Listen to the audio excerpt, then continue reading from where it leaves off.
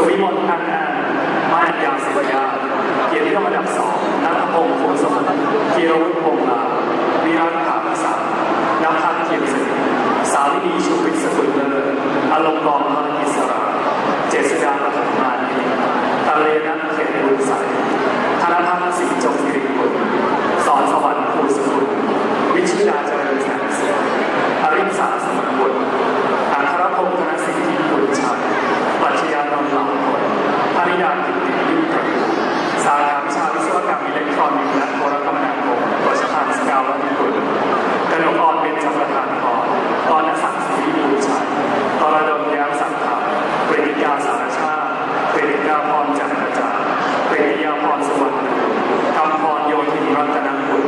ปัญญพัฒน์เทียนสวัสดิ์ปัญสุดาอุดมคนทวันเพชรอุดมสินสุขจารุรงค์คำภาสีจิรนันท์รัตนวิชัยจิรพงษ์รัตนฮิรัญญาจิรพลรัตน์รอบกิจจิราพัฒน์ตากาบแก้ว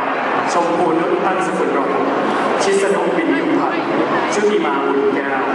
นภัสนันเอื้อตันตรังสีนัทธิยาสมเด็จนัทพงศ์สุขกล่อมดนัทยมนาดวงดาวโปวิทยินไตรวัฒน์ไตรวิชาทินภาโลกสวรรค์